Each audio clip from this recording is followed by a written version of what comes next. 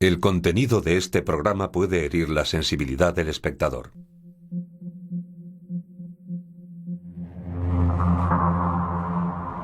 Durante casi un siglo, una comunidad aislada, oculta y abusiva ha ido creciendo en el sudoeste de Estados Unidos. Nunca se había visto nada igual. Era una auténtica teocracia que prosperaba en el corazón de los Estados Unidos. Sus miembros están sometidos a unas normas religiosas estrictas. Te instruían para que siguieses órdenes y para que no pensaras por tu cuenta. Es una sociedad polígama en la que los matrimonios concertados y el abuso de menores están a la orden del día. Ruth, ¿cuántos años tenías cuando te casaste? 16. Tenías 16. ¿Y cuántos tenías cuando te quedaste embarazada de tu primer hijo? 16. Obedecen ciegamente a un líder al que consideran un profeta. Según su religión, era el único que podía comunicarse directamente con Dios. Por tanto, las órdenes que recibían venían de Dios. Es un líder cruel, que gobierna como un dictador y que controla todos los ámbitos de la vida de los que creen en él. Cada vez las normas se iban volviendo más y más y más estrictas. Y todo el mundo estaba traumatizado. Este profeta se llama Warren Steed Jeffs, un hombre con una mente perversa y depravada. Es un pedófilo y seguramente un psicópata. No siente ningún tipo de simpatía ni de empatía por las víctimas a las que ha aterrorizado y dañado. Líderes de sectas. Warren Jeffs.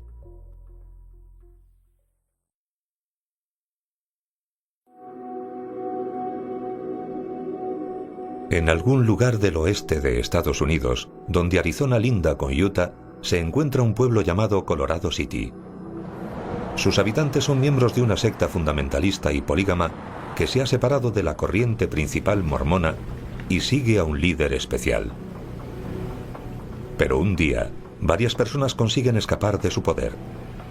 En una noche tranquila en la ciudad de Laverkin, en Utah, el experimentado periodista Mike Watkins informa acerca de un peligroso rescate. Mi padre acosó sexualmente a todas las niñas. Tengo ganas de llorar. Hasta me da miedo hacer amigas porque me afecta mucho el dolor por el que pasan todas las mujeres. ¿Cuántos hermanos y hermanas tienes? 56. Todos están aterrorizados. Ojalá no me hubiera casado a los 16, porque soy demasiado joven para tener 3 hijos. Están abusando de estas niñas y las autoridades se niegan a ayudarlas. Voy a buscar a mis niñas. Dos amigas, Fon Hom y Fon Broadbent, ambas de 16 años, se han dado a la fuga. Ahora eres una fugitiva. Sí, es verdad.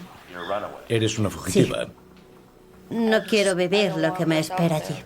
Para escapar de una vida de servidumbre en la comunidad fundamentalista en la que crecieron y que se encuentra a solo unos kilómetros en Colorado City, Arizona. No quiero convertirme en la esposa de un hombre de 50 años. Siempre nos han dicho que todo el mundo es malo. Yo no creo que sea así. Ahora buscan empezar una nueva vida con la ayuda de Flora Jessop. El propósito de Flora es ayudar a personas desesperadas como ellas. Cuando se trata de las niñas pequeñas, no dudo en plantar cara. Estoy dispuesta a ir a la cárcel, estoy dispuesta a dar mi vida por proteger a las niñas, porque sé por lo que han pasado. Yo fui una de ellas. Flora Jessop también nació en Colorado City y se crió en la misma comunidad polígama que las dos fugitivas. Crecí en la secta de la IFSUD.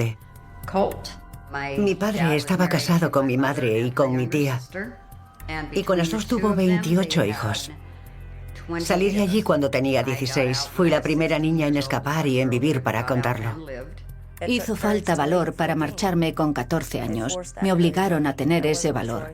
No fue una decisión propia. Muchas de las niñas que se marchaban a mi edad no sobrevivían o acababan en la calle prostituidas, apuñaladas o muertas por disparos. Yo tuve suerte.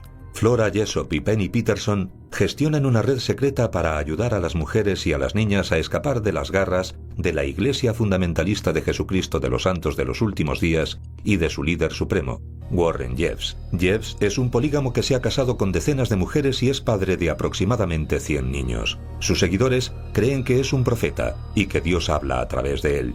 Jeffs dicta el modo de vida que deben seguir, lo que incluye a las personas con quienes se casan. ¿Qué hará el Señor con los inmorales? Los destruirá.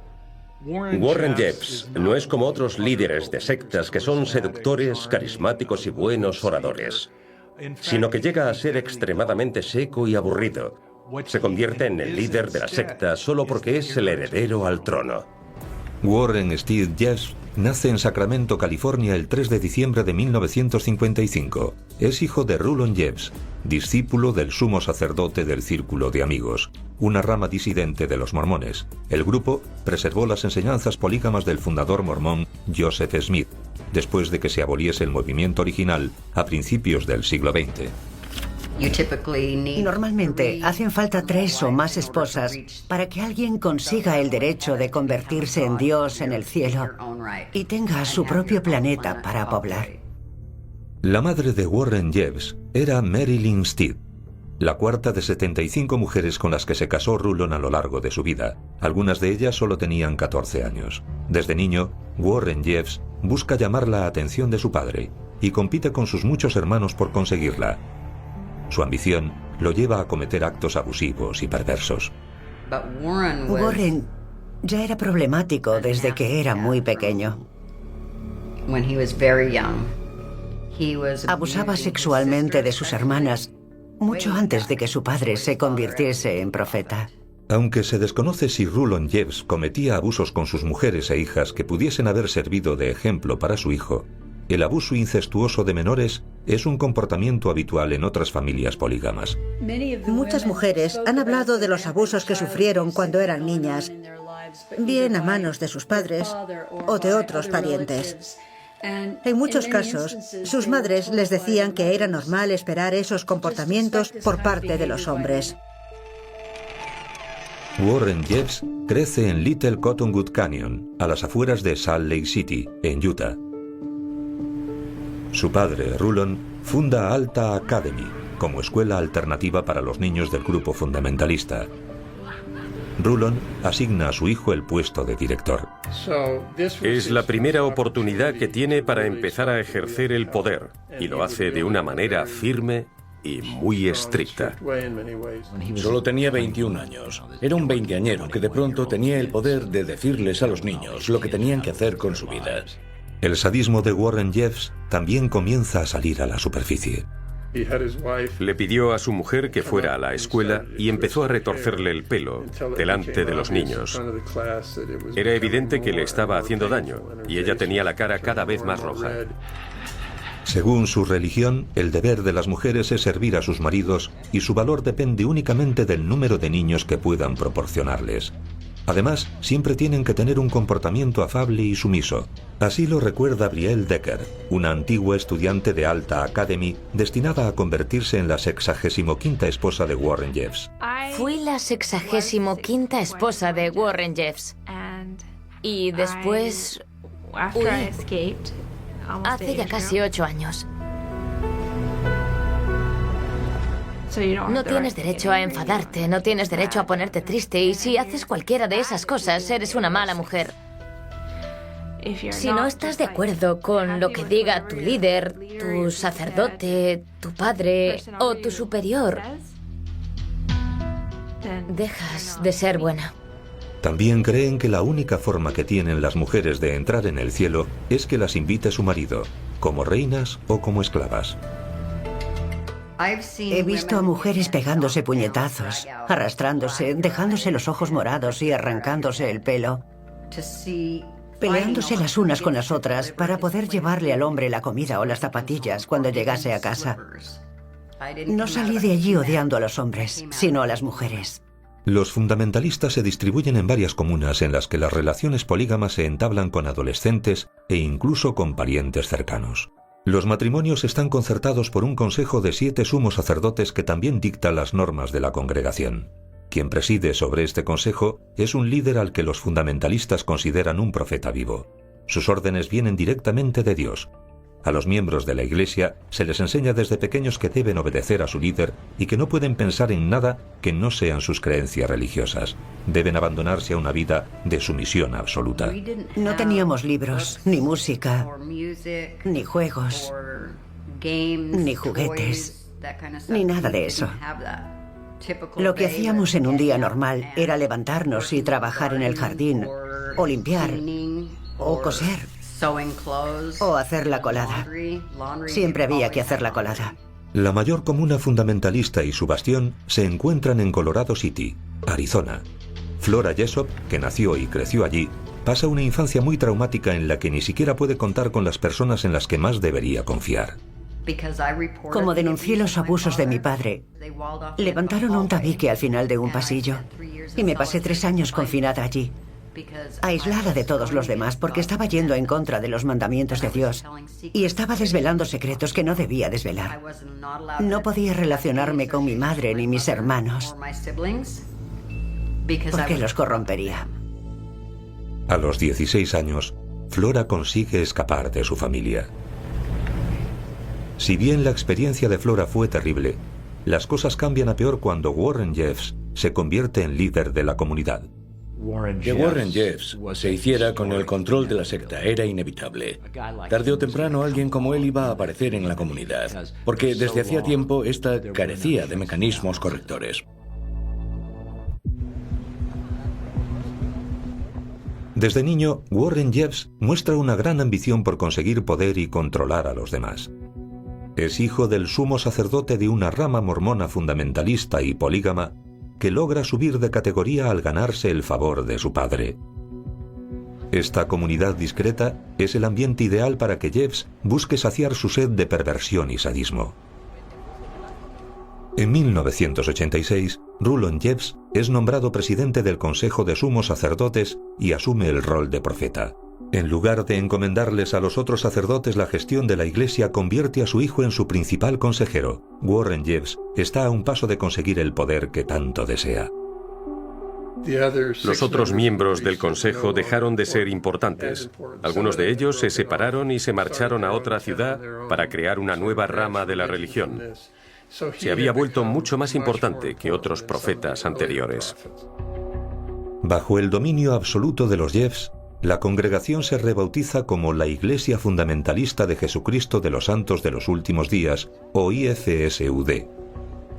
A finales de los años 90, Rulon y Warren Jeffs controlan casi todos los aspectos de la vida de sus casi 10.000 seguidores, incluidos sus bienes y sus hogares.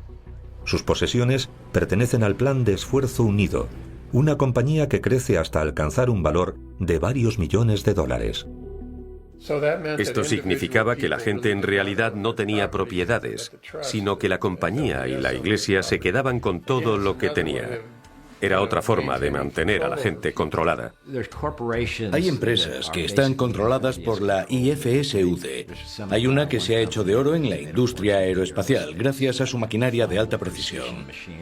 Son gente de negocios que sabe muy bien lo que hace, saben cómo ganar dinero y trabajan mucho. La construcción resulta ser el negocio más rentable de los fundamentalistas, no solo dentro de su comunidad, sino en proyectos a gran escala. Consiguen contratos lucrativos al ofertar precios más bajos que los de los competidores. Ganan ventaja recurriendo a mano de obra gratuita y obligan a trabajar a niños de solo 12 años.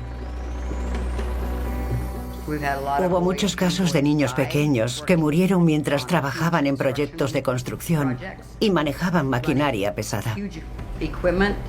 También obtienen ingresos al aprovecharse con ardides de los programas de asistencia estatal y federal financiados con el dinero de los contribuyentes. Es una práctica a la que la comunidad llama sangrar a la bestia. Tenía muchas mujeres y la primera no tenía derecho a obtener bonos de alimentos ni ningún otro tipo de asistencia. Pero la segunda y la tercera y las siguientes sí. Así acumulaban bonos y ayudas para todos los niños. Reciben subvenciones del Departamento de Justicia, de la ciudad, del Departamento de Carreteras. De hecho, tras los atentados del 11 de septiembre, Colorado City y la IFSUD recibieron la tercera mayor subvención del Departamento de Seguridad Nacional en Arizona. Consiguen mucho dinero que acaba yendo a los fondos de la iglesia, gestionados por el profeta. Pero quizás la posesión más valiosa de Jeff sean las mujeres a las que controla. Es una sociedad polígama. El número de mujeres es un símbolo de estatus para los hombres. Se dice que quien sabe hacer uso de ellas tiene la comunidad en sus manos. Las mujeres solo se podían casar con los hombres que designase su líder. En este caso, Rulon Jeffs. Así funcionaba su comunidad. Las mujeres jóvenes no tienen voz ni voto en la elección de su marido. Muchas se convierten en esposas y en madres en su adolescencia, mucho antes de llegar a la edad adulta. Los miembros están pendientes de lo que decide su líder, de la persona con la que creen que acabarán emparejados, en lugar de tontear y decir, ah, sí que te gusta este. A pesar de la presión que ejerce sobre sus seguidores, Rulon Jeffs sigue siendo un profeta vivo venerado, protegido por los fieles, que mantiene a su comunidad aislada del mundo exterior. Apaguen la cámara mientras están aquí. ¿Es agente de policía? No, es una propiedad privada. Es un guarda privado. No son bienvenidos. Hubo un momento en el que la IFSUD controló por completo tanto Colorado City como Hilldale. Era como un feudo formado por fragmentos de dos estados distintos en el que los fondos públicos, el departamento de policía, el ayuntamiento, la administración, las escuelas, etc., estaban controlados por la IFSUD. Mientras tanto, Warren Jeffs continúa llevando a cabo actividades sádicas y obscenas. Era un pedófilo. Violaba niños mucho antes de que los demás miembros se enteraran y se aprovechó de su propia descendencia, incluido su hijo, que no pudo vivir con el recuerdo de lo que le hizo su padre y se suicidó.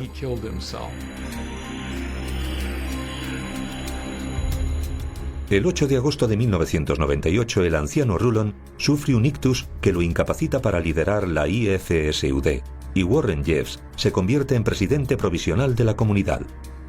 Yo solo recuerdo a Warren Jeffs al mando. Nos decía que su padre era el líder e intentaba usar las palabras de su padre, pero Rulon era prácticamente una persona discapacitada. Warren Jeffs se encuentra en la posición perfecta para hacerse con el control total de la IFSUD. Cambia gran parte de la literatura de la comunidad y reestructura el plan de estudios de la escuela. Supuestamente, establece estas nuevas normas en nombre de su padre.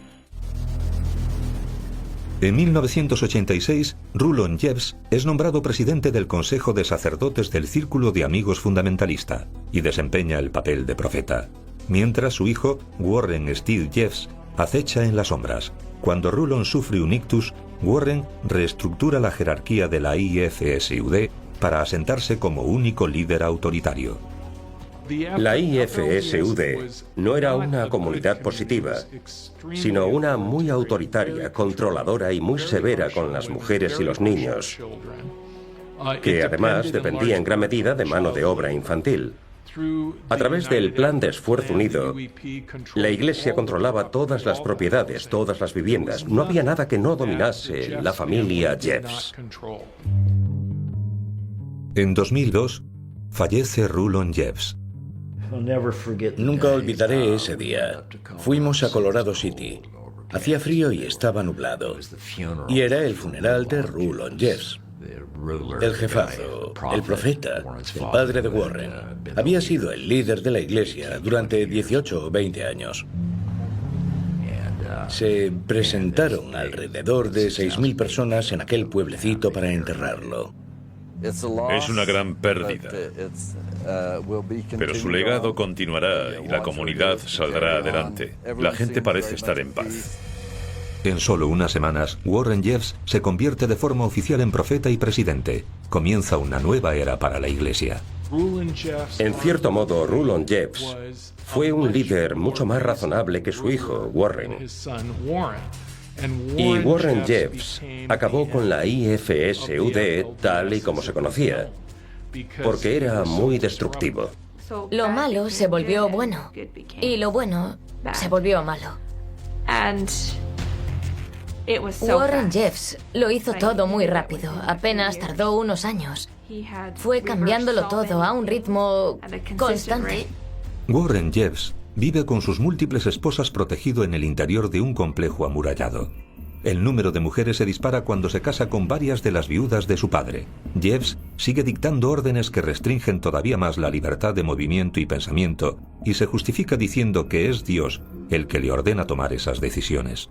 Vivimos en una era retorcida. Los estadounidenses forman parte de una generación adúltera. Y nosotros no queremos ser como ellos. Los profetas dicen: prefiero que mueran mis hijos e hijas a caer en el pecado de la inmoralidad. No recibíamos ningún tipo de educación porque Warren Jeffs había prohibido el uso de Internet. Tampoco podíamos ver la televisión. Se deshizo de todos los perros y no dejaba que tuviéramos mascotas. Todo estaba en silencio, había camas elásticas, pero tampoco se permitía hacer deporte ni jugar al baloncesto, por ejemplo. Hasta encuentra la manera de obtener beneficios mientras refuerza el control mental que ejerce sobre la comunidad. Warren obligó a todos los niños de la iglesia a que dejaran la escuela e insistió en que recibiesen una educación en casa. Así, la escuela, que tenía a miles de alumnos, se quedó con solo unos pocos que no eran miembros de la iglesia. Pero como ésta seguía controlando la situación, acabó en bancarrota. Yo creo que la invitación de la iglesia a promover la educación en casa y la matrícula en escuelas privadas ha tenido importantes consecuencias. Es una secta. Todos esos niños han dejado de asistir a escuelas públicas y no los están educando. Yo quiero que reciban una educación. Quiero que dejen en paz a las niñas y a los niños hasta que cumplan los 18 y que no les obliguen a casarse. Mientras tanto, el dinero de los contribuyentes se destina a una escuela prácticamente vacía. Con el tiempo, acaba yendo a parar al bolsillo de Warren Jeffs. Este aprovecha el dinero para aumentar su círculo de leales seguidores y para participar en actividades que van en contra de lo que predica. Se pasaba los días viajando y yendo a fiestas.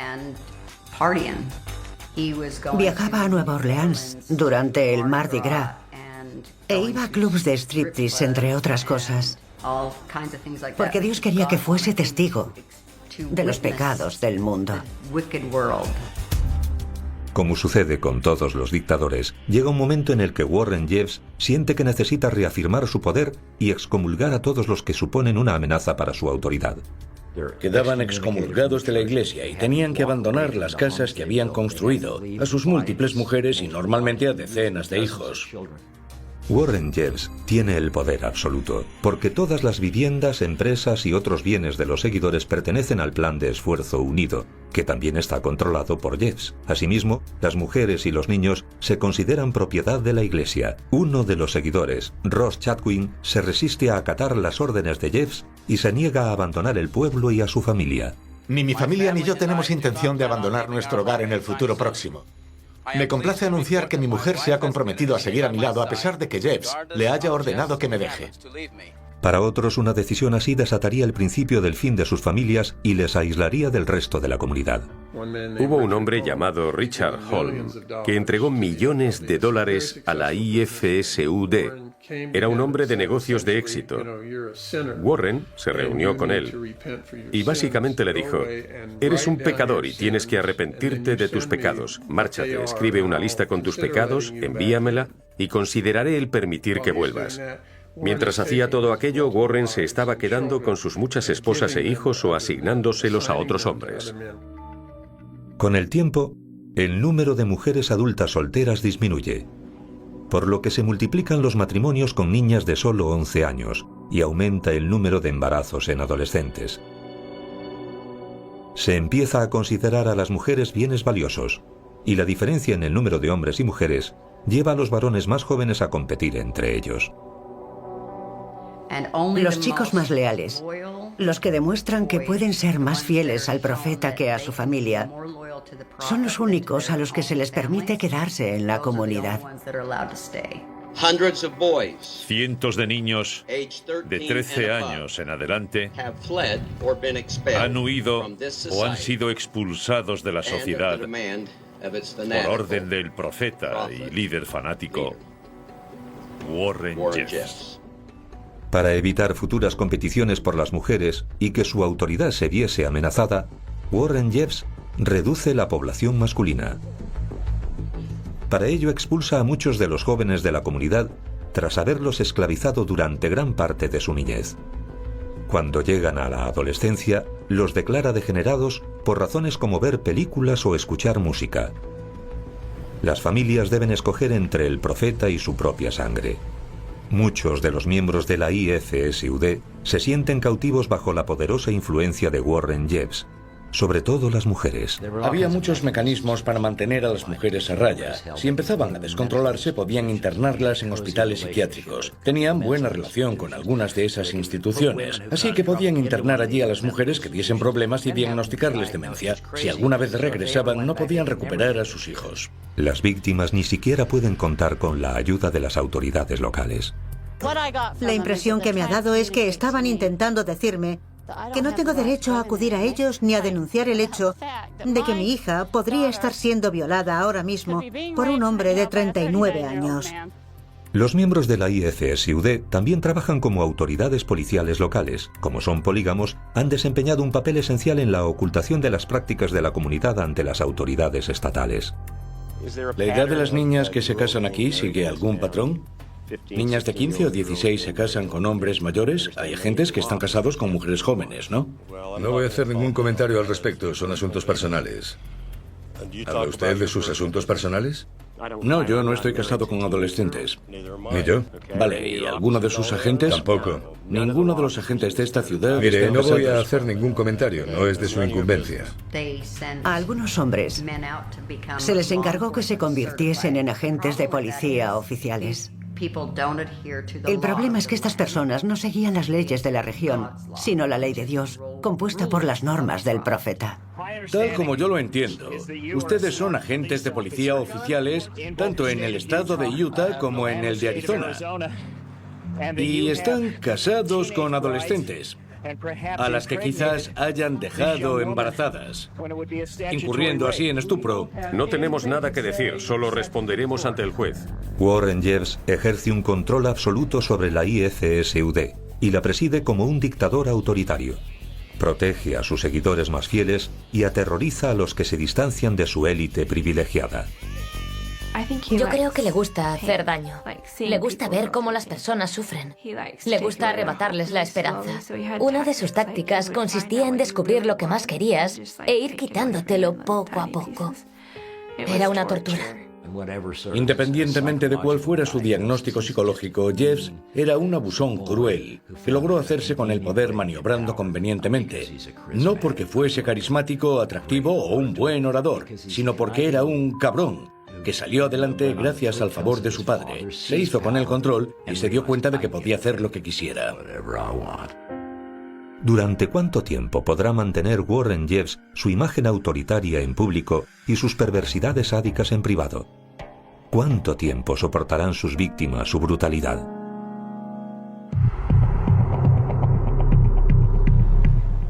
Warren Jeffs, tras pasar varios años a la sombra de su padre, se hace con el poder de la IFSUD cuando fallece Rulon. Da comienzo una nueva dictadura en la comunidad en la que unas normas cada vez más estrictas limitan la libertad de movimiento, pensamiento y elección. Aquellos a los que Warren Jeffs percibe como amenazas a su autoridad son expulsados de la iglesia y son obligados a dejar atrás a sus familias y sus hogares. Los habitantes de los pueblos hermanos Colorado City y Hilldale viven bajo el yugo de un líder absoluto y sus fieles seguidores.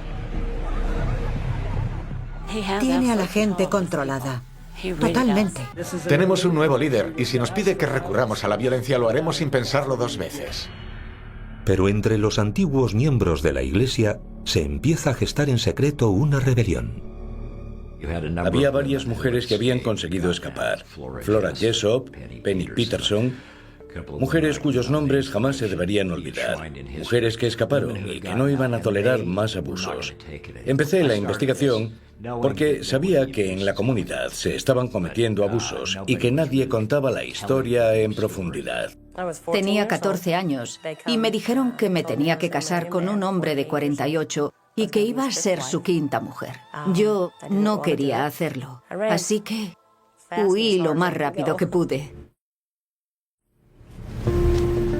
Algunas de las mujeres que logran escapar organizan una red secreta para ayudar a otros jóvenes que desean con desesperación huir de la iglesia.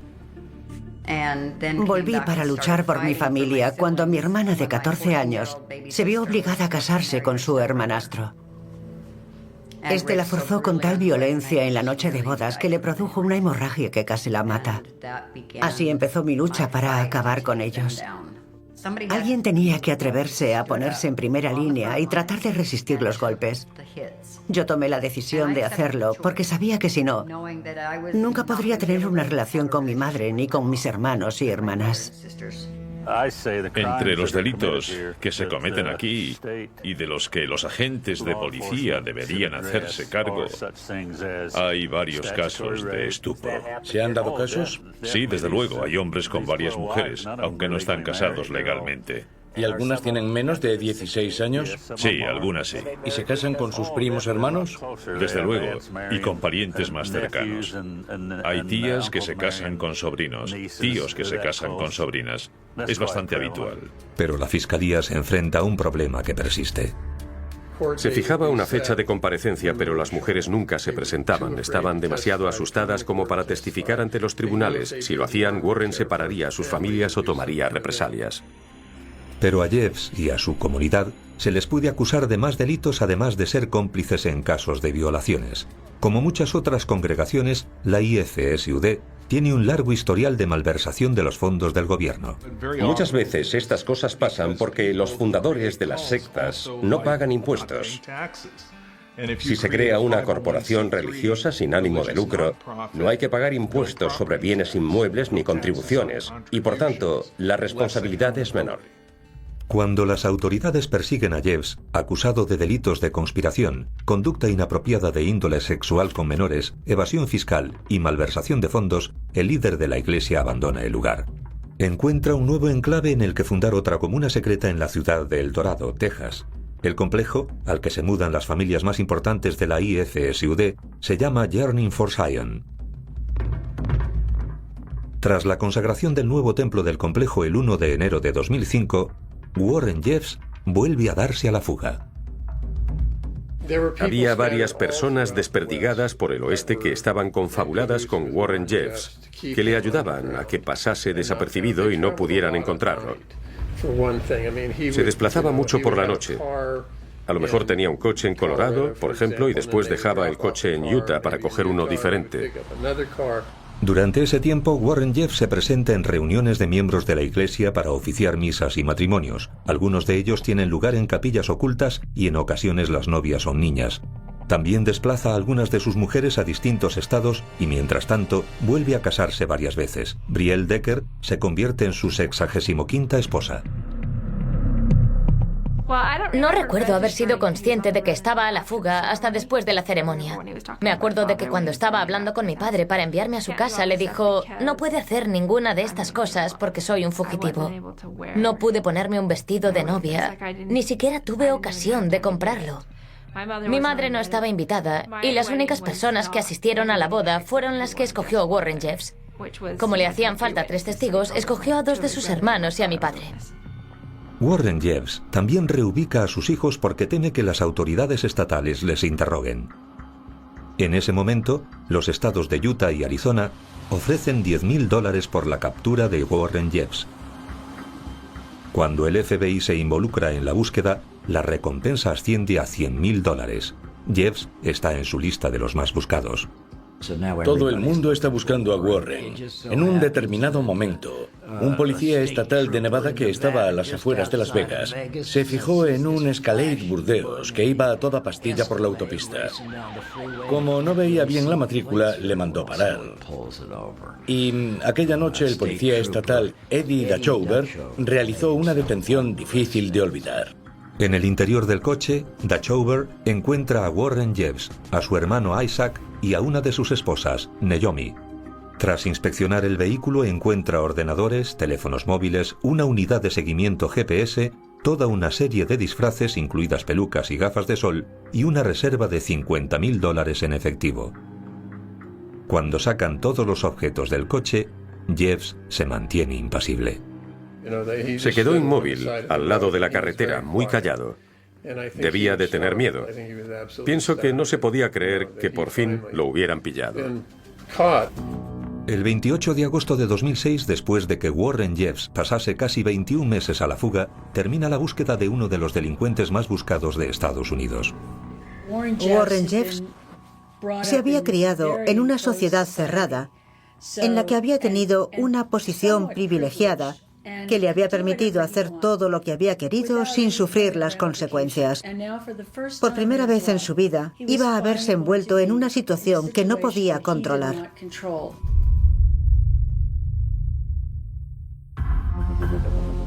A principios de los 2000, un grupo de fugitivos de la IFSUD crea una red secreta para ayudar a mujeres y niños a huir de la secta mormona polígama. Con la ayuda del periodista Mike Watkins, las autoridades investigan a la iglesia y a su líder, Warren Jeffs, que tras convertirse en uno de los fugitivos más buscados del FBI, es detenido a las afueras de Las Vegas. A principios de 2007, 4 o 5 meses después de su detención, se lanza contra las paredes intentando suicidarse para acabar con su sufrimiento. Está en ayunas y en cierto momento tienen que llevarle al hospital para que se recupere. Warren Jeffs hace una confesión sorprendente a uno de sus seguidores. Le dice: no soy un profeta, soy un hombre malo. Nunca he sido un profeta. Y en toda esta confesión, lo que hace es negar todo lo que aparentemente había defendido hasta entonces. Jeffs confiesa que su padre Rulon le dijo antes de morir que William E. Jessop debía asumir el mando de la IFSUD tras su fallecimiento. En lugar de seguir las órdenes de su padre, Warren Jeffs usurpa el poder del presidente y el profeta. Los problemas de Jeffs no han hecho más que empezar. En 2007, Elisa Wall, una exmiembro que había sido obligada a casarse con su primo a los 14 años, se convierte en la primera mujer dispuesta a dar un paso adelante y denunciar a Jeffs. Este juicio no tiene que ver con la religión ni con la venganza. Es un juicio sobre abuso infantil que tratará de impedir que se cometan más abusos. El tribunal declara a Warren Jeffs culpable de ser cómplice de violación y es sentenciado a pasar 10 años en la cárcel. Pero este no es el único cargo del que las autoridades acusan a Jeffs.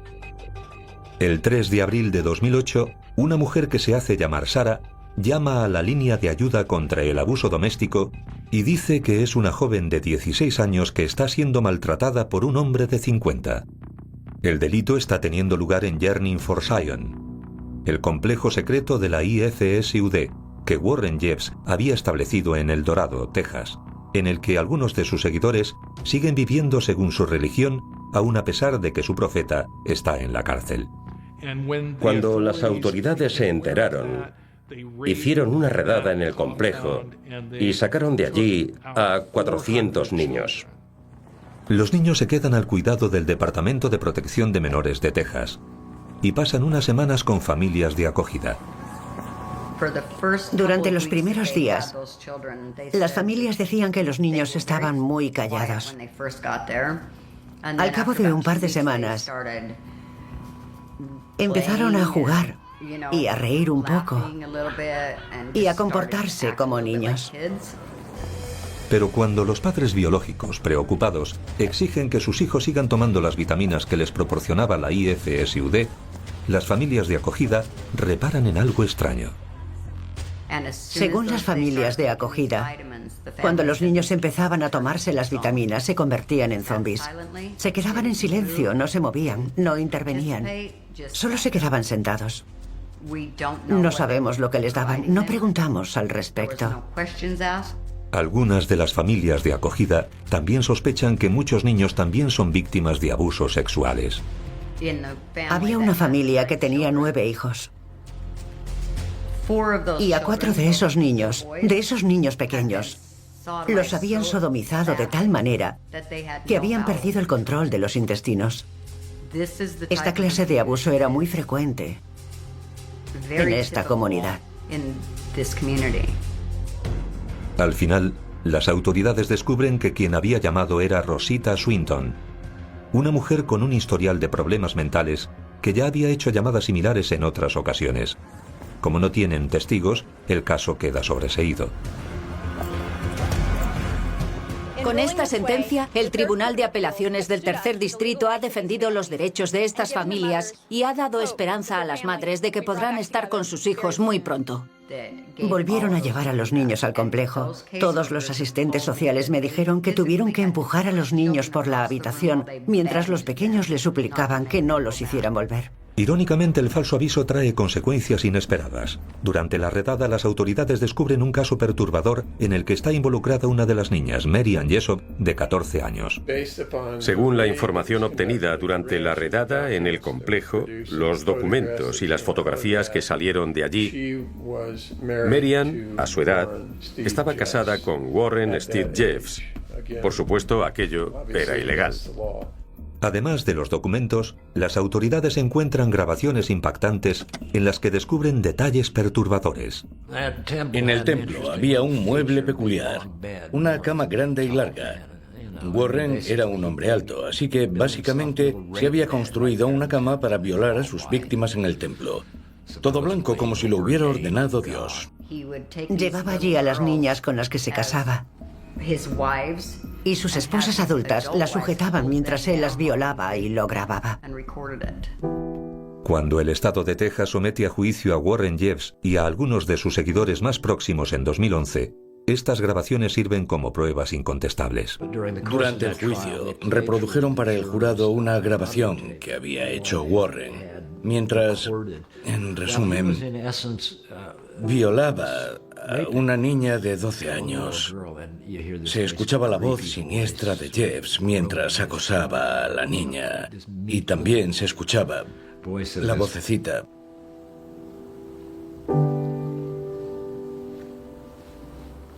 La vocecita de la niña mientras él la violaba. Con pruebas fehacientes de los delitos, el juez y el jurado no tienen piedad con Warren Jeffs. El 9 de agosto de 2011, Jeffs es sentenciado a cadena perpetua más 20 años de prisión. El estado de Utah pasa a regular el plan de esfuerzo unido de la Iglesia y devuelve todos los bienes y propiedades a los miembros y exmiembros de la IFSUD. Uno de ellos es Brielle Decker, que ha dejado la Iglesia y ha empezado una nueva vida. Solicité que me concedieran la casa de Warren Jeffs, y así lo hicieron. Tenía que encontrar un comprador. La casa tenía 45 habitaciones. Al final, el comprador la convirtió en una organización internacional llamada Dream Center. La antigua casa de Warren Jeffs, que antaño había sido un símbolo de su autoridad, se convierte en el Shore Creek Dream Center, un lugar para apoyar a la comunidad local, incluidos los niños y las mujeres que abandonaron la iglesia. Trabajo allí como parte del comité asesor. Ver el contraste entre lo oscuro que fue ese lugar y la esperanza que alberga ahora. La libertad que tengo para decidir lo que quiero entre todas las opciones que se me presentan resulta muy estimulante. ¿Cómo ha sido la vida en Colorado City y en Hilldale en los últimos años? Creo que todo ha cambiado mucho. Ahora hay un instituto que, según tengo entendido, funciona estupendamente. Creo que a la comunidad le va muy bien, pero sigue habiendo fieles. Todavía hay pequeños grupos, siempre tendrán un apego a la religión, y ahora se han distribuido en otros complejos en Dakota del Sur. A pesar de estar en la cárcel, Warren Jeffs sigue dirigiendo la iglesia desde su celda en Texas y reafirma su categoría de profeta en 2011. ¿Quién dirige ahora el grupo? Warren Jeffs.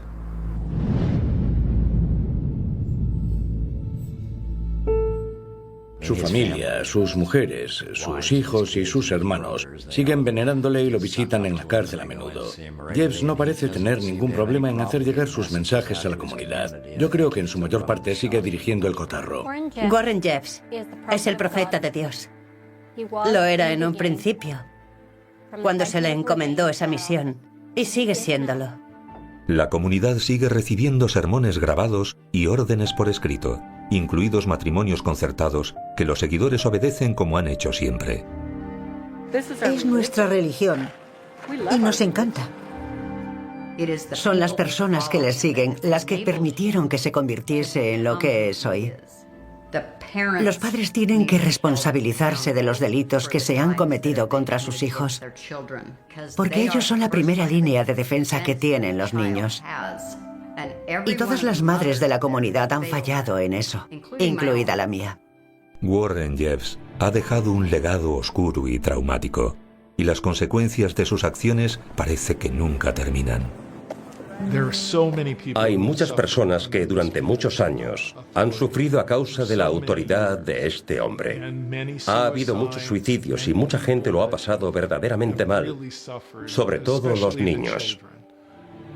Lo peor es ser consciente de que aún se sigue sufriendo en esa comunidad.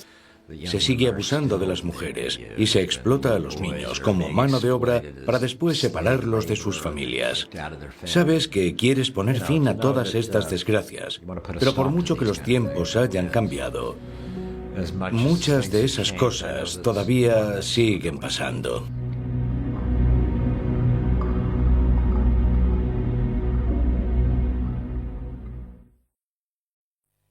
Algunas escenas de este programa han sido representadas, incluyendo la descripción de investigaciones realizadas en la escena del crimen.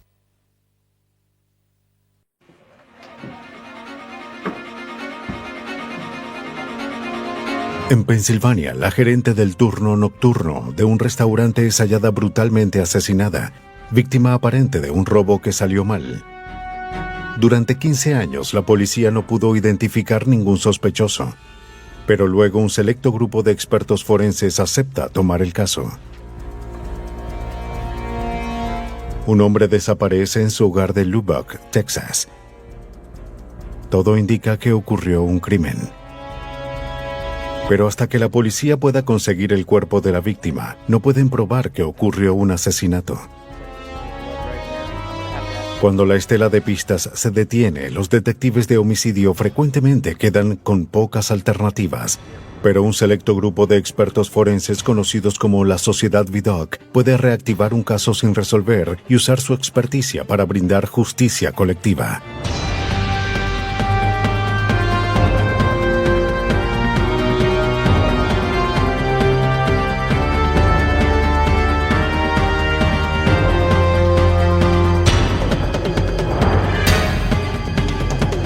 Los nuevos detectives, casos estudiados por la ciencia forense.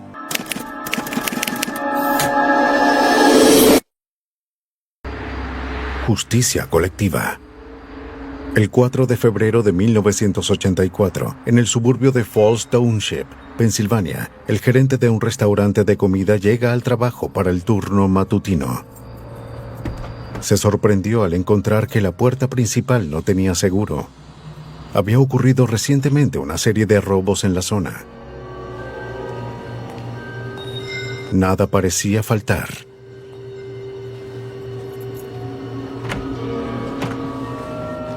Sin embargo, halló en el suelo de la cocina el cuerpo sin vida de la gerente del turno nocturno, Terry Brooks. ¿Hablo con la operadora del 911? Hubo una emergencia. Había sido brutalmente asesinada. A los pocos minutos, oficiales y médicos forenses de la policía de Falls Township llegaron a la escena. Hallaron a la víctima de 25 años que yacía boca arriba en el suelo de la cocina. Un cuchillo sobresalía de su garganta. Se había usado una bolsa plástica para cubrir su rostro.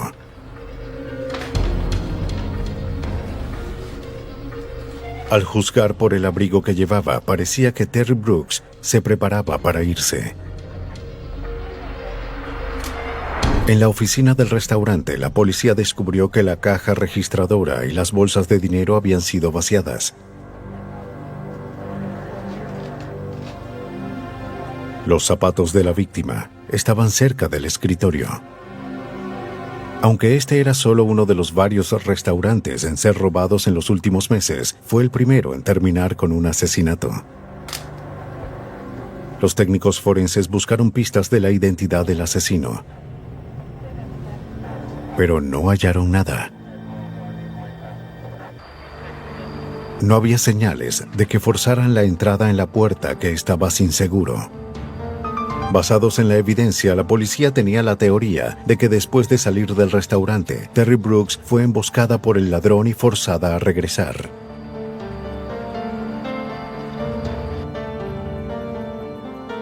Su muerte había sido violenta. Terry Brooks fue golpeada, estrangulada y apuñalada en la garganta. Llevaba muerta varias horas. Se hallaron restos de cabello y piel en las manos y las uñas de la víctima, lo que indicaba que opuso resistencia. Pero en la época antes de que los análisis de ADN estuvieran disponibles, los examinadores solo podían concluir que las muestras no provenían de la víctima.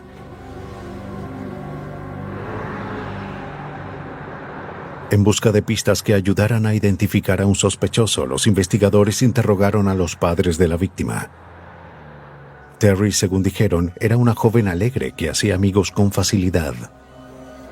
Había estudiado en la universidad y trabajaba duro con la esperanza de abrir su propio restaurante algún día. Recientemente había renunciado a su empleo como mesera por una mejor oportunidad como gerente del restaurante de comida rápida. Hola. Hola, cariño. ¿Y qué los trae por acá? Acababa de comprometerse con un compañero de trabajo de su empleo anterior. Oh, cariño, es hermoso. Aunque Terry aún vivía con sus padres, ellos no conocían muy bien a su prometido. El compromiso fue repentino. No podían pensar en alguien que quisiera lastimar a su hija.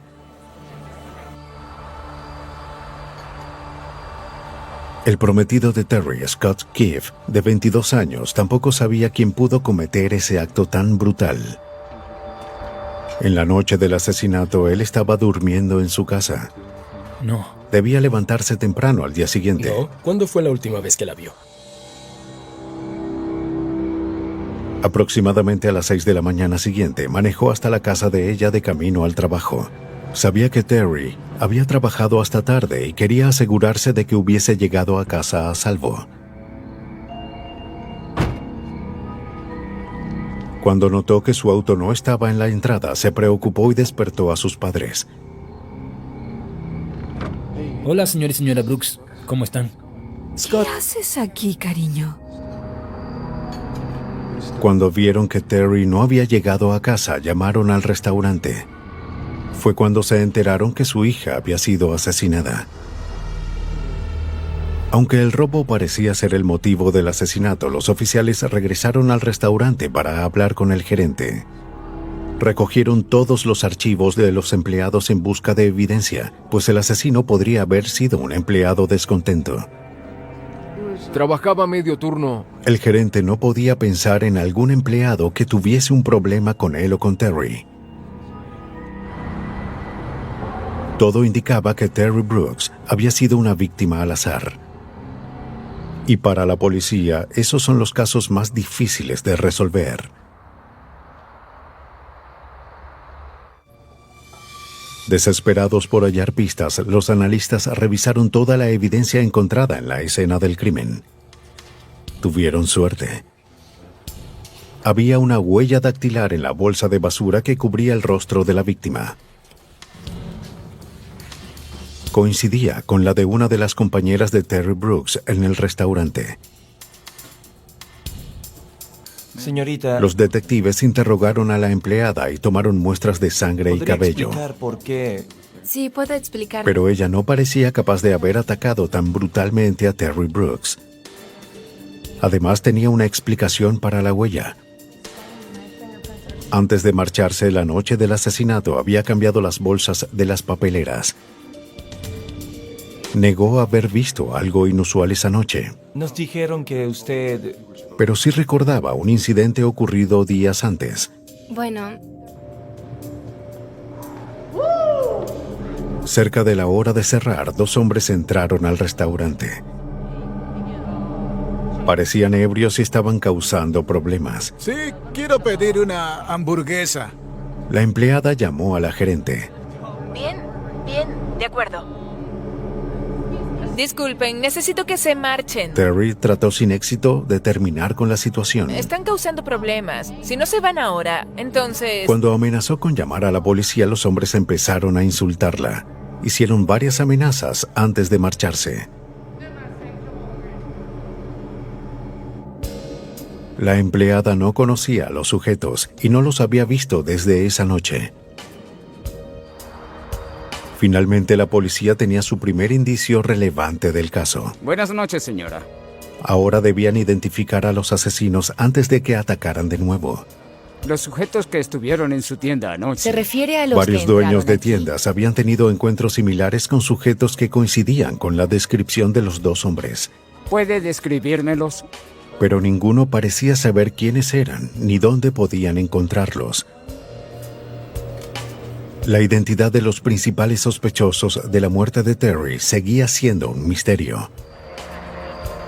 Pronto la investigación del asesinato se estancó y permanecería de esa forma durante los siguientes 14 años.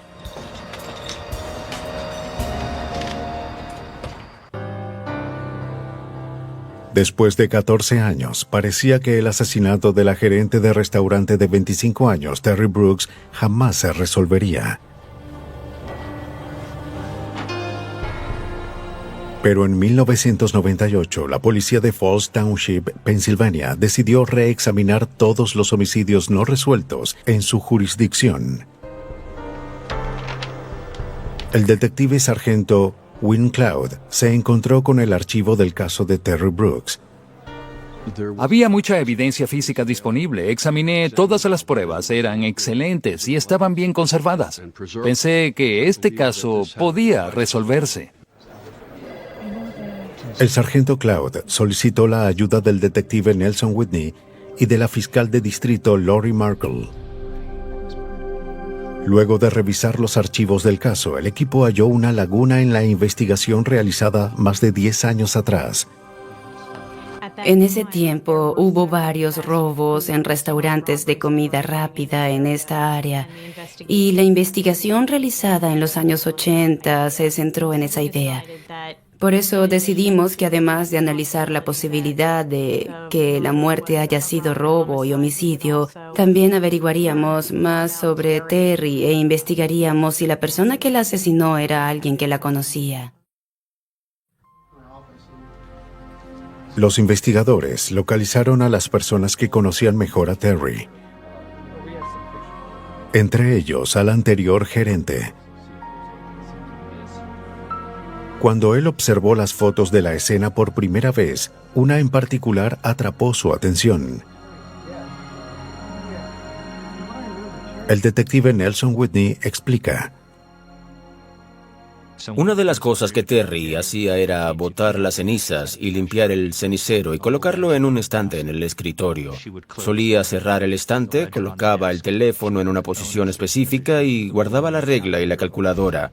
La fotografía del escritorio en la escena del crimen mostraba que el cenicero se encontraba en el medio y que no estaba limpio. Había un libro abierto, la regla y la calculadora no estaban.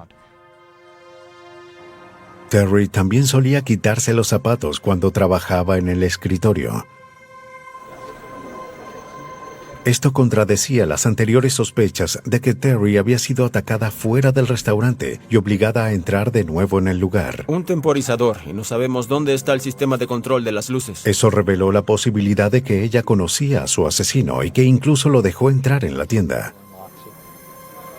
Él quita el seguro. Ella abre la caja en ese momento. Pero hasta ahora, eso era solo una teoría y no acercaba a los detectives a identificar al asesino de Terry Brooks. La policía necesitaba más ayuda.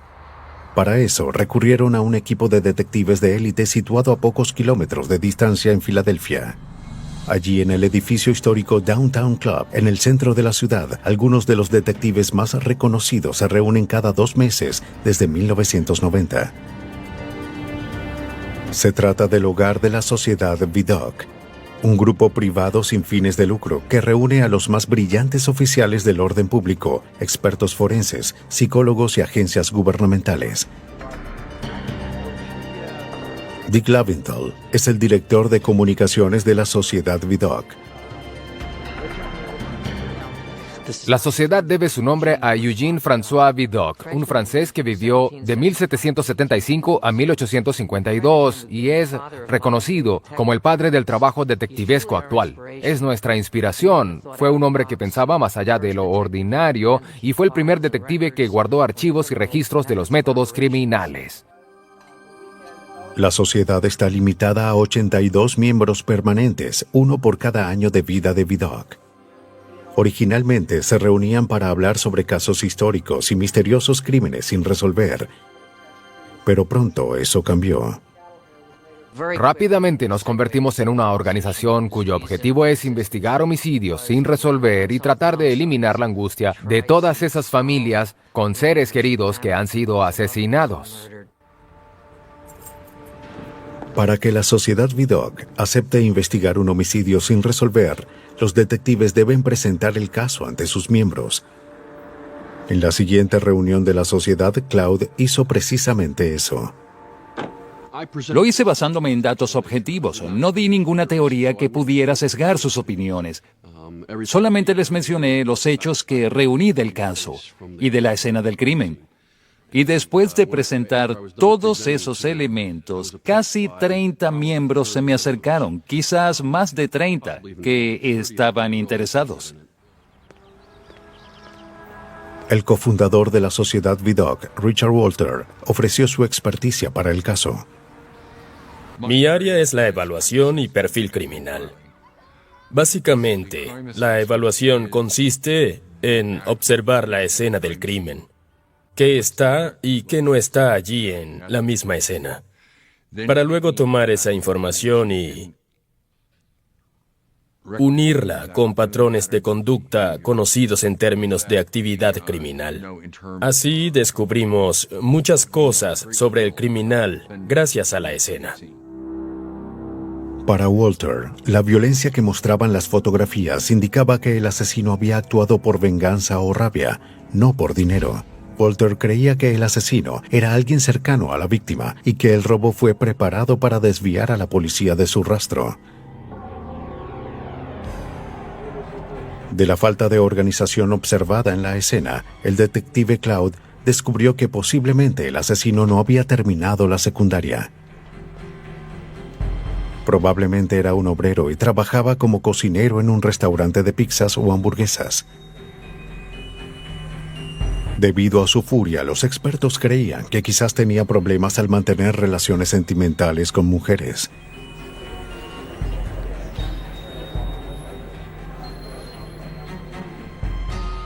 Los detectives hablaron con los padres de la víctima esperando identificar a alguien que coincidiera con ese perfil.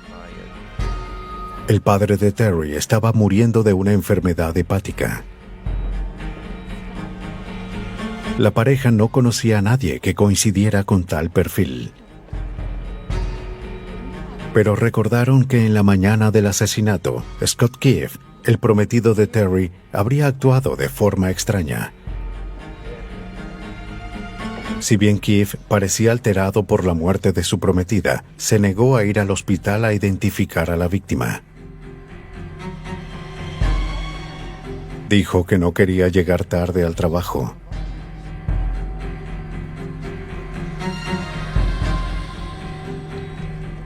Para los padres de Terry, las acciones de Scott los llevaron a creer que estaba ocultando algo. Se comportó mal. La policía estaba de acuerdo. Para averiguar qué ocultaba, los detectives interrogaron a los amigos de Terry. Ninguno habló bien de Scott. Sé que eras amiga de Terry. Todos se sorprendieron al saber que Terry estaba comprometida con él. Sí, discutían a menudo. Scott era posesivo y celoso. Además tenía problemas financieros al parecer causados por un problema de drogas. ¿Otra vez con eso? No puede Las cosas ser que... se complicaron más cuando Terry sufrió una reducción de su salario al cambiar de empleo. Nunca escuchas, yo siempre escucho. Antes de ser asesinada, Terry habló de terminar el compromiso. Dudaba sobre casarse con él.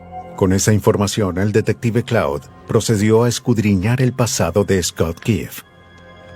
Lo que descubrió fue un parecido sorprendente al perfil psicológico creado por los expertos de la Sociedad Vidocq, incluyendo su empleo.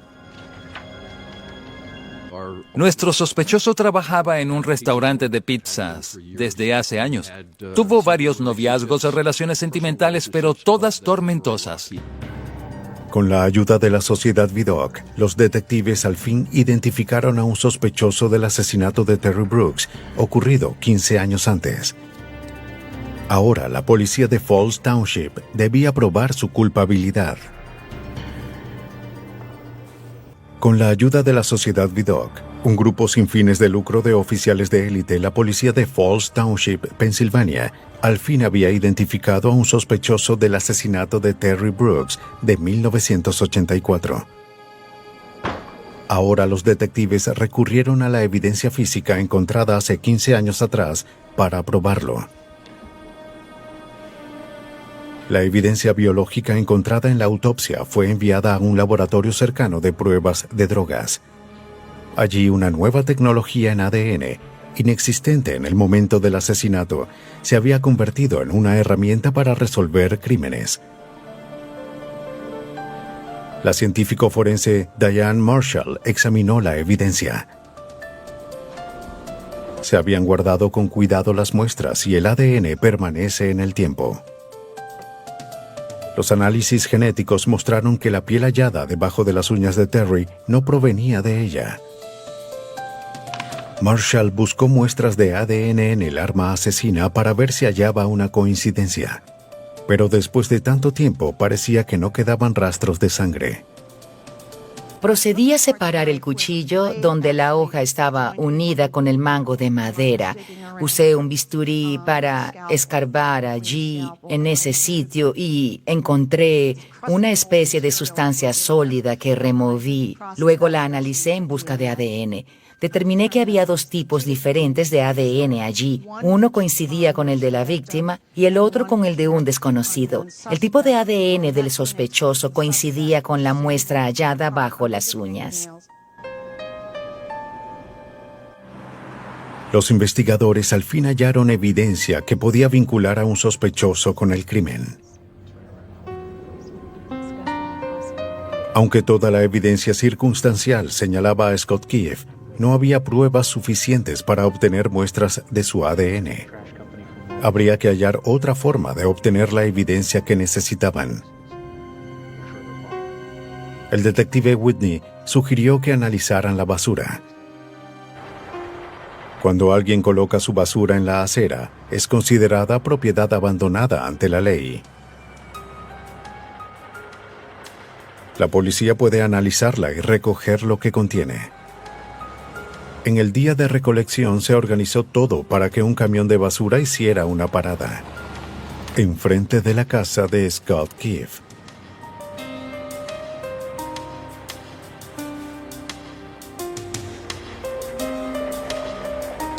A unas cuadras, la policía tomó posesión de la basura y luego la llevaron en persona al laboratorio.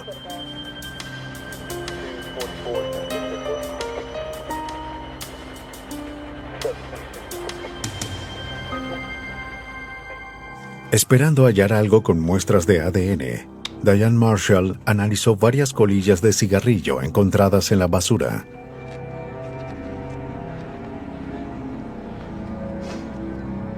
Cuando uno fuma un cigarrillo, deposita su saliva en el filtro. En esa saliva hay células epiteliales que vienen del recubrimiento de la boca.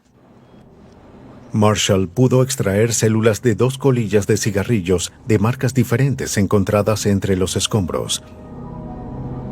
Logré aislar el ADN de la saliva hallada en los filtros de cada uno de los cigarrillos. Noté que una marca en particular tenía un tipo de ADN en específico. No coincidía con ninguna de las pruebas en la escena. Pero el ADN de la segunda marca sí coincidió.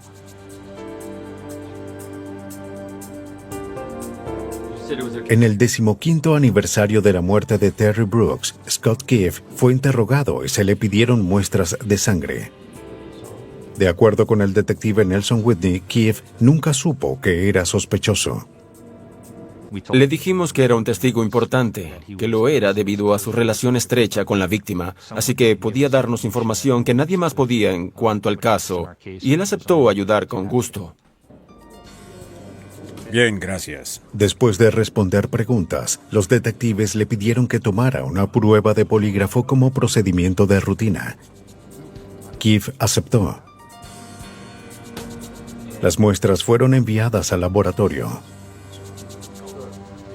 Sí, está bien. Observa estas gráficas. Horas después, mientras se esperaban los resultados, el cofundador de la sociedad Vidocq, Bill Fleischer, analizó los resultados del polígrafo. El polígrafo muestra estos cambios fisiológicos como parte de un mecanismo de defensa conocido como reacción de lucha o huida. En una prueba de polígrafo, hacemos preguntas. Si tales preguntas son una amenaza, ya que mentimos y existe ese miedo de que la mentira sea detectada, nuestro cuerpo reacciona fisiológicamente. El corazón late más rápido, la sangre se dirige a diferentes órganos del cuerpo, la boca se seca, se sienten mariposas en el estómago y las manos empiezan a sudar. Aunque el sospechoso negó estar involucrado en la muerte de Terry, Fleischer concluyó que Scott Keefe estaba mintiendo. Luego los analistas trataron de verificar científicamente que Keefe era un asesino. Cuando se compararon sus muestras de ADN con las extraídas de la víctima, hallaron una coincidencia. Oh, allí. La policía confrontó al sospechoso con los resultados. Scott Keefe no tenía más opción que confesar. Keefe a menudo se quedaba con su prometida en el restaurante cuando ella trabajaba hasta tarde. ¡No! ¿Qué es esto? ¿Qué es? En Dame la noche una del razón. 4 de febrero de 1984, Terry Brooks decidió terminar con su compromiso. Escucha, podemos solucionarlo, podemos hacerlo. ¡No podemos! Keefe se enfureció y la mató. Luego organizó la escena para hacer creer que el crimen fue el resultado de un robo que salió mal. Después de tanto tiempo, la familia de la víctima finalmente tenía respuestas. Fiscal de distrito Lori Markle. La familia de Terry Brooks tuvo que vivir por 15 años sin saber quién la había matado y sin ver que esa persona se enfrentara a la justicia. A mí me costó mucho, en la mañana del 5 de febrero de 1999, ir a ver al señor y a la señora Brooks y decirles: arrestamos a la persona que mató a su hija, está detenido. Reunimos suficiente evidencia en su contra y confesó. Scott Keefe se declaró culpable de asesinato y fue sentenciado a cadena perpetua. En el caso de Terry Brooks, una escena engañosa llevó a los detectives a conclusiones erróneas. Pero en otros casos, estos se enfrentan a circunstancias más desalentadoras. Sin escena del crimen. En la noche del domingo 19 de mayo de 1991, Jim Dunn y su esposa recibieron una llamada en su hogar de Yardley, Pensilvania. ¿Alicia? La persona se identificó como Alicia Hamilton, la novia de Scott, el hijo de 24 años de los Dunn. No entiendo. Alterada, Alicia dijo que Scott había desaparecido de su hogar en Lubbock, Texas. ¿De qué estás hablando? Jim le dijo que no se preocupara, esperaba que Scott lo llamara pronto.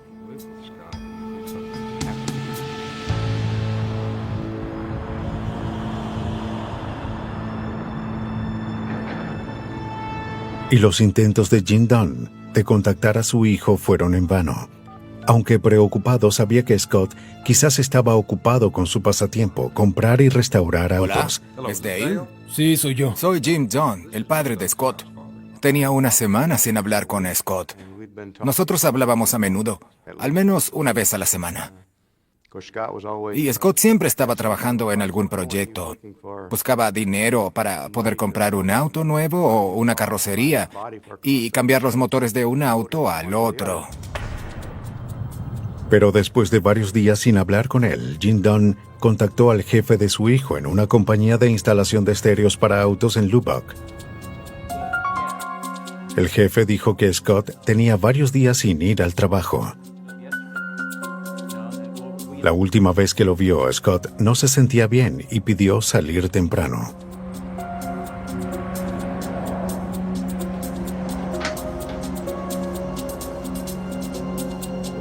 Dejó sus herramientas y su auto en el trabajo, y su novia Alicia Hamilton fue a buscarlo. Scott dijo que esperaba regresar en unos días. El jefe le dijo a Jim Dunn que Alicia Hamilton llamó a la tienda días después.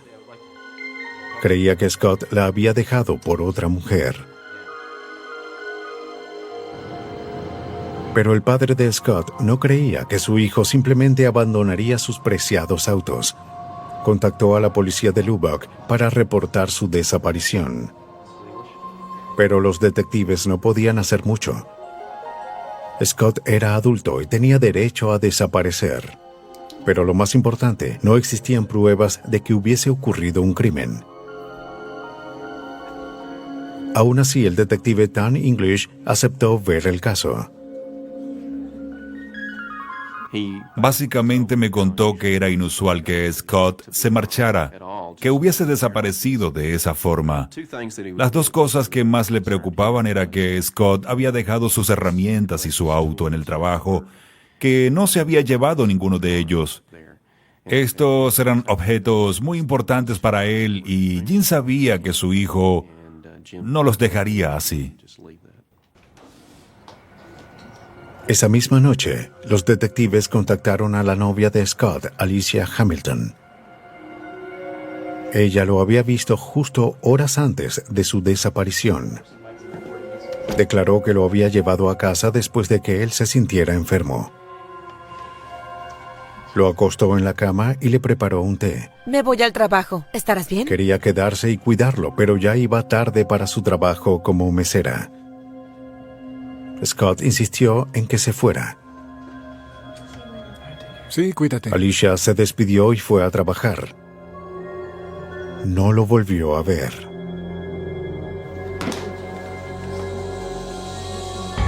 Aunque no tenía idea de dónde pudiera estar, Alicia había descubierto algo inusual. No lo sé, simplemente... Mientras acomodaba los muebles, descubrió que una parte de la alfombra debajo del sofá había sido cortada limpiamente. Sin saber su importancia, los detectives pidieron revisar la residencia.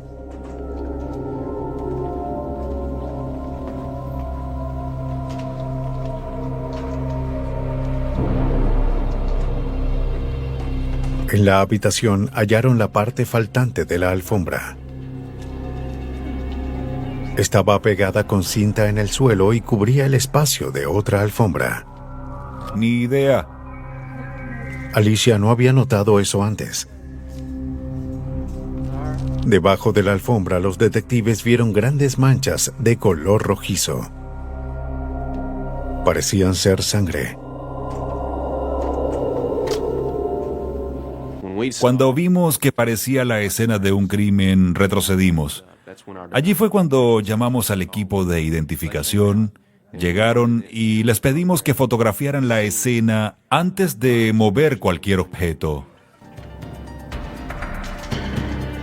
Los análisis confirmaron que las manchas eran sangre humana. Aunque no se sabía si la sangre era del desaparecido Scott Dunn, el hallazgo indicaba que algo terrible había ocurrido dentro de esa habitación. La intuición de un padre preocupado había revelado un posible homicidio. Mientras buscaban respuestas sobre la desaparición de Scott Dunn, de 24 años, los oficiales de Lubbock, Texas, hicieron un inquietante hallazgo. En la habitación principal del apartamento que el joven compartía con su novia, los detectives hallaron manchas de sangre debajo de una parte de la alfombra. Las autoridades escudriñaron la habitación en busca de más evidencia. Con una fuente de luz, los técnicos hallaron enormes cantidades de sangre en el lugar. En las paredes y el techo encontraron rastros y salpicaduras de sangre. Era una señal de que alguien había tratado de limpiar la evidencia de un crimen brutal.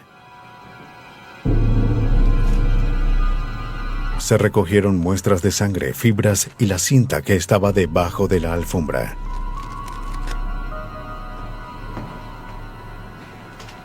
También guardaron el cepillo de Scott Dunn para obtener muestras de ADN. En el laboratorio criminalista, los analistas pudieron generar el perfil de ADN de Scott Dunn a partir de los cabellos encontrados en el cepillo. Cuando compararon los cabellos extraídos con las manchas de sangre, hallaron una coincidencia. Para el detective Tal English no había dudas de que Scott Dunn había sido víctima de un crimen. Pero el caso estaba a punto de enfrentarse a un gran obstáculo. Los fiscales no querían encargarse del caso. Según la oficina del fiscal de distrito, la ley de Texas exige que hubiese un cadáver para abrir una investigación de homicidio, y no lo teníamos. Hallamos una evidencia que indicaba que había ocurrido un homicidio, pero sin ese cuerpo sería difícil abrir una investigación. Las autoridades de Texas intensificaron la búsqueda de evidencia de que Scott Dunn había sido asesinado. Su novia Alicia Hamilton fue nuevamente interrogada. Aunque no podía explicar las manchas de sangre, siguió convencida de que Scott había huido con otra mujer. Pero mientras seguía el interrogatorio se le ocurrió algo más. Ella y Scott habían tenido problemas con un vecino, un hombre llamado Tim Smith.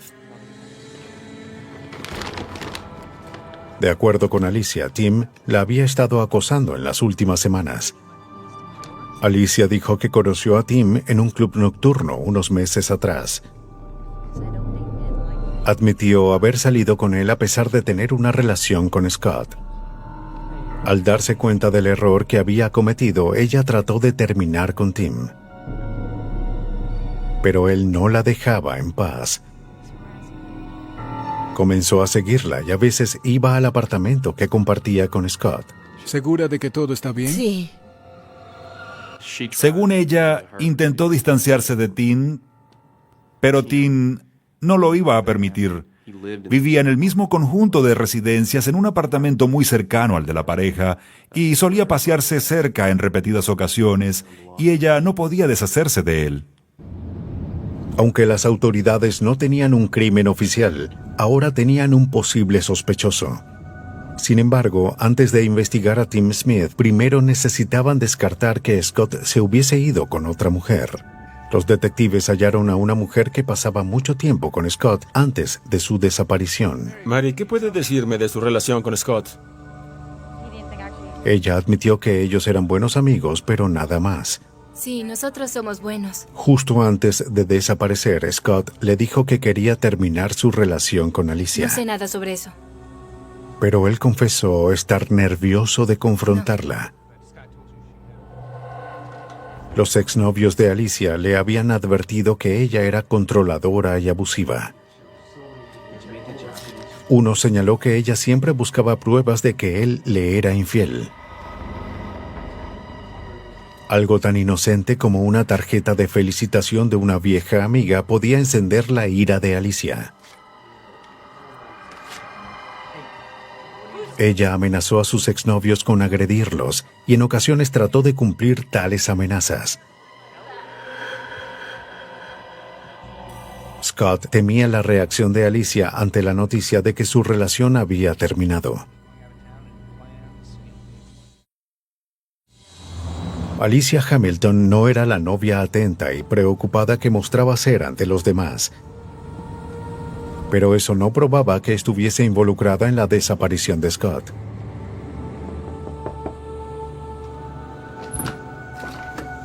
La policía fue a ver a Tim Smith, el sujeto que según Alicia estuvo acosándola a ella y a Scott.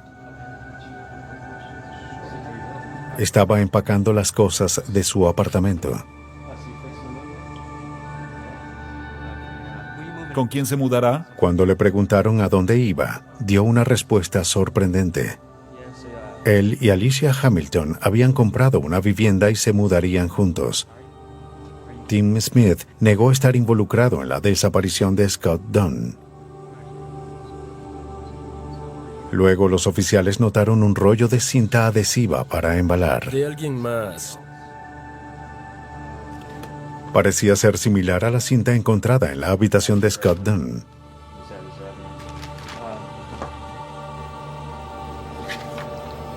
En el laboratorio de la policía de Lubbock, el criminalista Scott Williams comparó la cinta hallada en el apartamento de Tim Smith con la encontrada en la habitación de Dunn.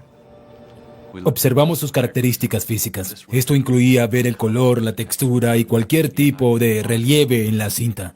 Y por supuesto hay fibras o hebras que se encuentran en la cinta. Analizamos la separación entre ellas y de qué estaban hechas. Las características coincidían. Luego se analizó la composición química del adhesivo. Las dos muestras eran totalmente idénticas en todos los aspectos. Y había algo más. Noté que al lado del rollo de cinta había algunas fibras y cabellos adheridos. Le pedí a David John, quien hace los análisis de cabello, que determinara si estos podían tener un origen relacionado con el caso. El analista de evidencias David John comparó los cabellos de la cinta encontrada en el apartamento de Tim Smith con los del cepillo de Scott Dunn. Halló una coincidencia tras otra. Esto nos mostró que en algún momento Scott estuvo cerca de ese rollo de cinta y como habíamos vinculado esa cinta a la escena del crimen, pudimos relacionar a Scott Dunn con ese rollo que quizás estuvo en esa escena también. Ahora la policía tenía una conexión entre la posible escena del crimen y el apartamento de Tim Smith. Tim Smith pasó a ser el principal sospechoso en el caso de desaparición, y no se podía pasar por alto su relación con Alicia Hamilton. Pero lo ocurrido con Scott Dunn seguía siendo un misterio. Hasta que no se encontrara su cuerpo, no se podría probar que ocurrió un asesinato. La policía de Lubbock, Texas, sospechaba que el desaparecido Scott Dunn había sido asesinado.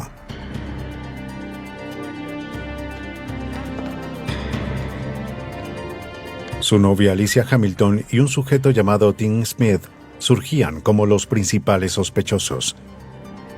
Pero sin el cuerpo de la víctima, no se podía probar que algo malo le había ocurrido a Scott. El caso amenazaba con estancarse.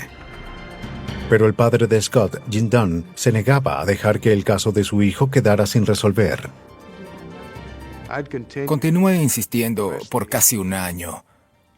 Estuve tratando de averiguar todo lo que pude sobre Alicia Hamilton y quién era ella. Pero luego el caso se estancó porque el fiscal de distrito, con quien hablé un par de veces, me decía: Don, no sé por qué me llamas. Y ni siquiera hay un cadáver, no hay un crimen. Es una persona desaparecida. Resuelto a hallar para su hijo justicia, Jim Dunn viajó a Albuquerque, Nuevo México, ciudad natal de Alicia Hamilton. Comenzó a escudriñar su pasado, buscando algo que demostrara que era capaz de asesinar. No halló nada. Se preparaba para regresar a Pensilvania con las manos vacías. Miembros de la sociedad Vidocq. Regresé al hotel. Estaba descansando, ya que me sentía decaído al no poder hallar algo que en verdad me ayudara. Así que encendí la televisión y pude ver el final de un programa. Allí estaban varios detectives y un grupo de gente llamado Sociedad Vidocq, que investigaban homicidios sin resolver. Yo pensé, Dios mío, esa gente está justo en Filadelfia, a 40 kilómetros de donde yo vivo. Estaba en Texas. Jim Dunn contactó al grupo. Los miembros de la Sociedad Vidocq lo invitaron a presentar su caso en su próxima reunión. Después de terminar la presentación, el cofundador de la Sociedad Vidocq, Bill Fleischer, habló en persona con Jim Dunn. Pudimos notar que estaba fuera de sí. Era un padre preocupado. De verdad creía que su hijo había sido asesinado. Pensaba que Alicia Hamilton estaba involucrada de alguna forma en la desaparición de Scott y estaba buscando ayuda. Era un ser humano que necesitaba la ayuda de profesionales. Primero debían probar que había ocurrido un asesinato. Sin un cadáver, eso no sería fácil. Los miembros de la Sociedad Vidocq acudieron al experto en reconstrucción de escenas del crimen, Tom Bevel.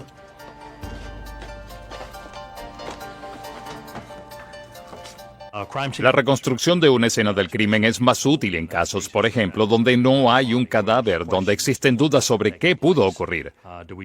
¿Se trata de una persona con una herida leve que fue dejada a su suerte o es un caso donde quizás ocurrió una herida grave que pudo haber causado la muerte? Para hallar respuestas, Bevel debía determinar qué tipo de objeto había causado las salpicaduras halladas en la habitación de Scott Dunn. Aunque la mayoría de las manchas habían sido regadas en un intento de limpiar la escena, algunos patrones permanecían intactos. Usando un objeto lleno de sangre, pudo recrear el tamaño y la forma de las manchas encontradas en la escena. Eran consistentes con manchas causadas por un objeto contundente como un bate o un tubo. Luego de establecer que Scott Dunn había sido golpeado brutalmente, Bevel procedió a determinar si el joven pudo sobrevivir tal ataque. Para eso debía determinar cuánta sangre había sido derramada.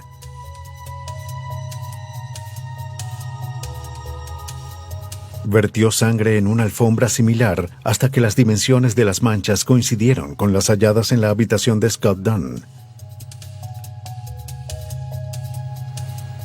Concluyó que nadie podía haber sobrevivido al perder la cantidad de sangre necesaria para crear las manchas. Cuando los fiscales observaron esos hallazgos, al fin aceptaron tomar el caso. Los expertos de la Sociedad Vidocq ayudaron a transformar un caso de personas desaparecidas en una investigación de homicidio. Era el indicio que la policía de Lubbock estaba esperando. Ahora los detectives se centraron en hallar evidencia física que vinculara a Alicia Hamilton y a Tim Smith con el crimen. Revisaron archivos en busca de cualquier cosa pasada por alto. Y hallaron algo. Algunos de los cabellos extraídos de la cinta encontrada en la escena no eran de Scott Dunn. Tim Smith fue interrogado en la estación el día siguiente. Ha estado saliendo con ella, ¿no?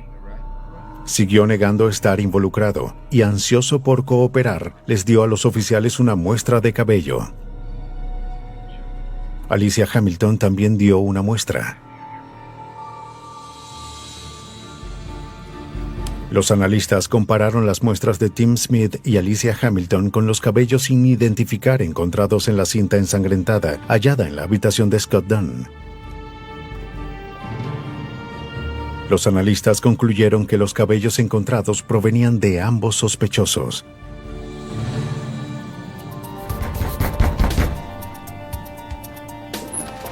Para las autoridades, los hallazgos bastaron para arrestar a Alicia Hamilton y a Tim Smith. La pareja que vivía junta fue arrestada y acusada de asesinato. Los investigadores creen que cuando Scott Dunn trató de terminar su relación con Alicia, ella se enfureció. Al no poder soportar el rechazo, atacó al joven y lo golpeó hasta matarlo. La policía cree que allí recurrió a su otro novio, Tim Smith, para que la ayudara a limpiar la escena y a deshacerse del cuerpo. Un jurado halló a Alicia Hamilton culpable de asesinato y la sentenció a 20 años en prisión. Tim Smith también fue hallado culpable de asesinato. Recibió 10 años con libertad condicional. El cuerpo de Scott Dunn nunca fue encontrado. Se le pidió a su padre Jim Dunn que se uniera a la Sociedad Vidocq para ayudar a los padres de víctimas asesinadas. Él aceptó.